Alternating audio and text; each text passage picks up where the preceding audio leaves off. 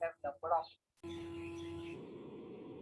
बेटा the last lecture हमने देखा है पाइवट टेबल की डिफिनीशन क्या है। अगर हमें डेटा को समराइज करना है तो बेटा अगर हमारे डेटा को ऑर्गेनाइज करना अच्छे से तो हम पाइवट टेबल को यूज़ कर सकते हैं बेटा। तो my dear today we will see it practically my dear. अगर हमारे पास ये डेटा है, कुछ मैंने ऑलरेडी रखा है यहाँ पे डेटा।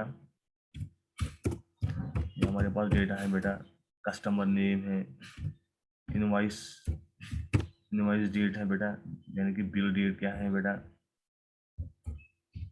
इसके बाद है ड्यू डेट माय डियर, हमारे पास एक ड्यू डेट कॉलम है my dear. So my dear इसके बाद है ओवर ड्यू स्टेटस अमाउंट है बेटा।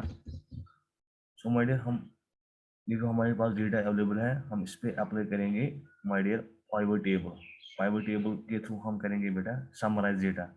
हम देखेंगे बेटा अलग अलग से, अगर हमें अमाउंट देखना होगा wise, over due wise, over status wise, customer wise, तो उसके लिए हम पाइवट टेबल यूज करेंगे बेटा। हमें क्या करना है बेटा, हमें इंसर्ट टेबल पे जाना है बेटा। इंसर्ट टैब पे हमें जाना है बेटा, जैसे होम टैब है इस तरह इंसर्ट टैब है। इंसर्ट टैब पे यहाँ पे आता है हमें pivot table my dear. Pivot table पे हमें क्लिक करना है। देखो ये आपको दिखाता है यहाँ पे pivot table, summarize data using a pivot table. Pivot table makes it easy to arrange and summarize complicated data and drill down on details. So data को अरेंज करना है बेटा, डेटा को अच्छे तरीके से अरेंज करना, इसको समराइज करना अपने हिसाब से बेटा। अगर तुम डेटा अलग कर, डेटा वाइज अलग कर, डेट वाइज वो वेरी अलग डेटा कर आपको वही अलग, वो एम खुद लगा बेटा पाइवट टेबल। आपको क्या करना है, आपको पाइवट टेबल पे क्लिक करना है, ठीक है बेटा। जहाँ पे आपके पास टेबल आता है बेटा, पाइवट टेबल का डेटा है बेटा आपके पास। सो इसको आप बेटा ऐसे हम इसको सिलेक्ट करेंगे बेटा पाइवट टेबल डेटा को, ठीक है। अब हमें पाइवट टेबल कहाँ डालना है बेटा, ठीक है। तो माय डियर आई विल, यहाँ पे है न्यू शीट या एग्जिस्टिंग शीट बेटा, ठीक है। अगर इसी शीट में आप डालना चाहते हो बेटा तो यहाँ पे आपने ये सेल सिलेक्ट किया है, इस सेल का एड्रेस यहाँ पे आ गया है बेटा। उसके बाद आप ओके करोगे बेटा, देखो आपके सामने आ गया माय डियर पाइवट टेबल, आपके सामने आ गया बेटा पाइवट टेबल। पाइवट टेबल के सामने यहाँ पे आ गया बेटा। सो माय डियर अस वुचो बेटा गोडनेथी, अस वुचो वन कस्टमर केमिस किस कस्टमरस कूता अमाउंट माय डियर बेटा। ये कस्टमर इस नेम चीतन इस तुलन गोबा, ये हमें इस रो, ये हमें यहाँ से उठाना है और यहाँ पे इंसर्ट करना है कस्टमर। हम देखेंगे इसके इनके कितने अमाउंट्स हैं, उनका टोटल कितना है। देखो अमाउंट्स हम वैल्यूज में डालेंगे, देखो इसने निकाला खुद से, इसने आपको दिखाया कि जो अल एहसान है, जितने भी अल एहसान इसमें है उनका सारा अमाउंट इतना है। अल एहसान का है, अमेरिकन मोटर्स का अमाउंट इतना है, जापान जो भी कस्टमर्स है हमारे, इसने अलग अलग से आपको समराइज किया है बेटा। यानी कि बेटा इसने आपको दिखाया है जो भी आपके पास कस्टमर्स हैं बेटा, उनकी सारी डिटेल्स यहाँ पे आ गए हैं और उनका अमाउंट यहाँ पे आ गए हैं। इस चीज से इसने आपको दिखाया है कि हर कोई जो कस्टमर है उसका अमाउंट क्या है, अपना अपना, और टोटल अमाउंट क्या निकलता है, वो ये हमें समराइज किया हमने डेटा को। अब आप इसको वापस लोगे, आपको ये जरूरत नहीं है फायदा, आप कस्टमर को यहाँ पे छोड़ोगे वापस, आप अमाउंट को भी वापस छोड़ोगे बेटा, ठीक है।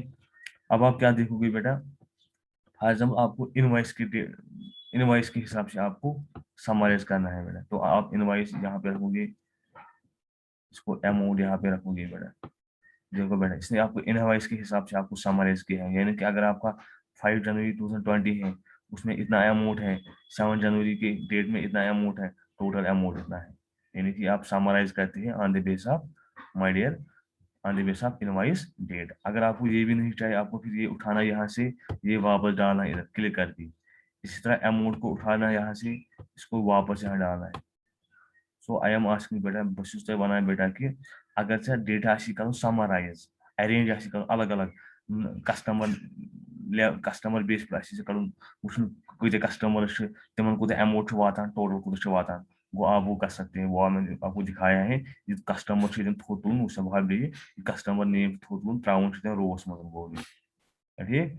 अमाउंट त्राउन वैल्यूज यह कर पाने पे कस्टमर्स कुछ कुछ पन वैल्यू और grand total so it is may go summarise on the basis of customers my dear वो कर बह वापस बे कस्टमर बह तुल त्राव वापस बह तुल त्राव वापस बे गो अगर वो मे बी कर ऑन द बेसिस इनवाइस बह इनवाइस हिसाब डेटा वो लिख मे इनवाइस डेट वो डेट हिसाब वो ये अन बह ये मज जोड़ अन बह अमाउंट ये मज